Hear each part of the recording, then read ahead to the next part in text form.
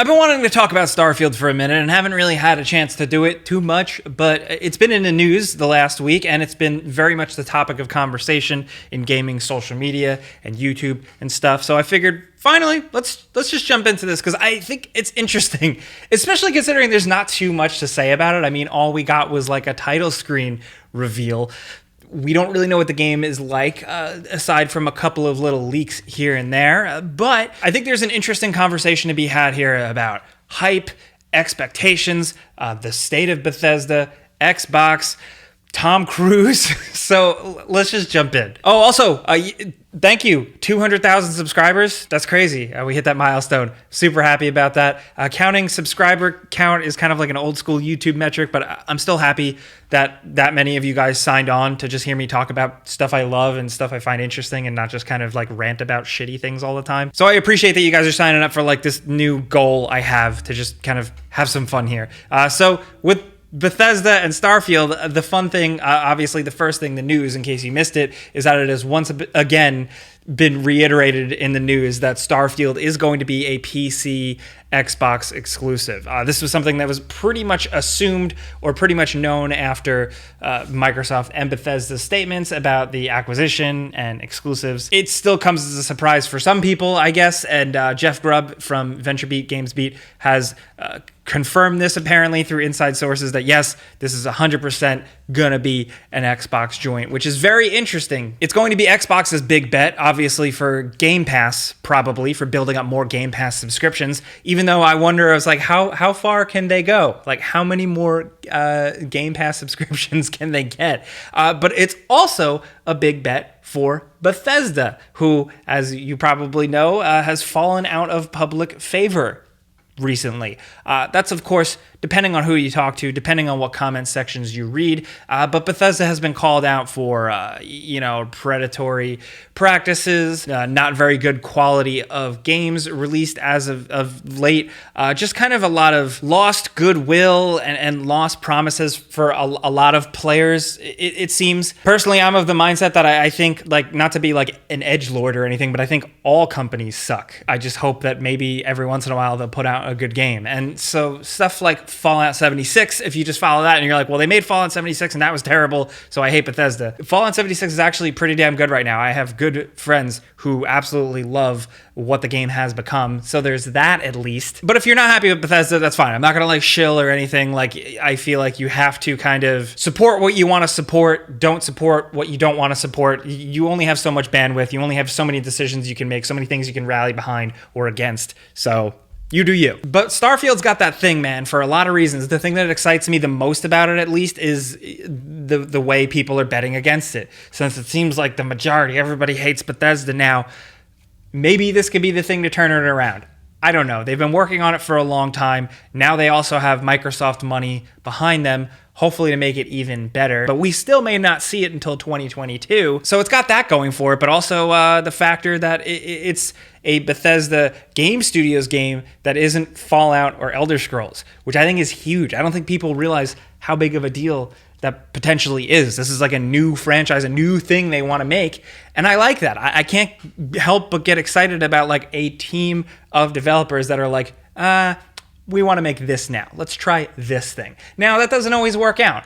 Apparently, BioWare themselves really wanted to make Anthem. Anthem didn't really work out, but hey, they made the thing they wanted to make. It just turned out not everybody liked it. So now I see Bethesda and I see Todd Howard and I see all of those folks saying, we've always wanted to make a nerdy, weird space game. Now we're doing it. So that could be cool. So there's a lot on it. And I'm not even talking about like hype from our side of the field. I'm literally just looking at it like, wow, Xbox is going to want this thing as like their next big bet. It's like they gobbled up Bethesda and they happened to gobble up Starfield that they've been working on and now they're going to put it out. Then you have Bethesda themselves. This is the game that they've wanted to make for a long time. It's a different game for them. So there's a lot there and we haven't seen anything really about it. And I think that's what makes it so interesting. And I think that's why we still see, despite whether the goodwill behind Bethesda is good or bad, we see people really excited to see little leaks, little screenshots, little snippets, and people talking about this thing. It's like up there, it's like Starfield and Elden Ring have kind of been these like ethereal concepts of games more than anything. And then apparently Tom Cruise is going to be in it. I don't know if that's actually going to be a thing, but there's another like rumor mill report suggesting, take this with a grain of salt, of course, but there's some insiders on Reddit suggesting that Tom Cruise is going to be a major component of the game. He's going to be like the main character or main presence and part of the marketing and everything, which is interesting. They also point back to an old Bethesda tweet, which I will show here, which I always thought was kind of like a jokey tweet. I think they wouldn't essentially show their cards through a joke like that. That's just me. But hey, man, look at this. Let's talk about this. If Tom Cruise is in the game, so this is where I am interested, because you're probably gonna hate this, but I like Tom Cruise. I like his movies. I understand that he is possibly an insane weirdo. Shout out to my Scientologists. Do any Scientologists watch this? Is this video still up? So that's an unpopular opinion, whatever. Tom Cruise, Live, Die, Repeat, Edge of Tomorrow, whatever the hell that movie's called. Every single Mission Impossible movie. I mean, like, almost every single one. Even 2, yes, 2. 2's actually a masterclass. Vanilla Sky, Top Gun, Cocktail. I could go on and on. There are so many great Tom Cruise movies, even before he became just action movie guy or just like cringe lord Oprah jumping on couch guy, whatever. I also can really never forgive the world for trying to make a Tom Cruise mummy movie, as someone who is like the biggest fan of 1999's Brendan Fraser's The Mummy. The weird different universe Tom Cruise mummy movie wasn't the worst thing in the world, but still. I was like, oh, cool, Tom Cruise. The thing about Tom Cruise, though, is that I feel like he would want to be, or his agents would want him to be the main presence, the main Starfield thing. And I don't see that happening. I don't see them really wanting to go for that. I feel like Bethesda still very much wants to make some sort of RPG that you yourself disappear into. But who knows? Maybe not. Maybe we're just going to play as fucking Tom Cruise. I don't know. I also think the problem with Tom Cruise is that now he's so specific and so distinct and so expensive. All right, I really don't think this is going to happen. I would be surprised. I would think it's kind of cool, but I don't think it's going to happen. I also have some skepticism in terms of like big famous lead guys leading games. I feel like the results are kind of 50-50. Keanu was all right in Cyberpunk. I thought he was pretty cool, pretty hilarious, but he's also not like the best voice actor or anything. Then we had like Ronda Rousey in Mortal Kombat, which I didn't like at all. We have things. Chow Yun-Fat was in Stranglehold, which was awesome, but that's kind of an outlier. Honestly, maybe just let Tom Cruise be a voice actor. I mean, like, we had Sir Patrick Stewart, do Uriel Septim, the Emperor in Oblivion. So, like, Bethesda isn't a stranger to this. They've had some pretty good voice talents work on some of the games that Bethesda proper has published as well. I don't know. I'm probably talking about this way too much. It's a waste of time. But I just wanted to be able to mention Cocktail and Vanilla Sky, Jerry Maguire, and a bunch of weird-ass Tom Cruise movies in a YouTube video. Hi, teens. But I think I mentioned Cyberpunk. The thing here, I think, is expectations. I already see there's a lot of anger towards Bethesda talking about this, but then there's also a lot of hype already, and it's early. So I gotta say, like, maybe we should relax. I think obviously that's like easy to say after, you know, what happened with some other overhyped games recently, but I actually think a lot of the reason why Starfield is dominating the gaming conversation and starting to build hype, even though we barely know anything about it, is really specifically because of that. Like, your mind can wander because you have no idea what the game even is. And I'll be honest, sometimes that's kind of fun. Let me just set this scene for you. This for me is like that fun time in video games or in media in general. When you hear about something, you vaguely know about something is coming, and you can kind of build it up and imagine it in your head what it could be. Obviously, then it's going to come out and it's probably not going to meet your expectations in some ways, or it's never going to be completely what you've imagined. But this brainstorming moment that we have kind of eternally is fun. I mean, I remember being alive and aware when there was talk of new Star Wars movies being made. I'm talking the prequels.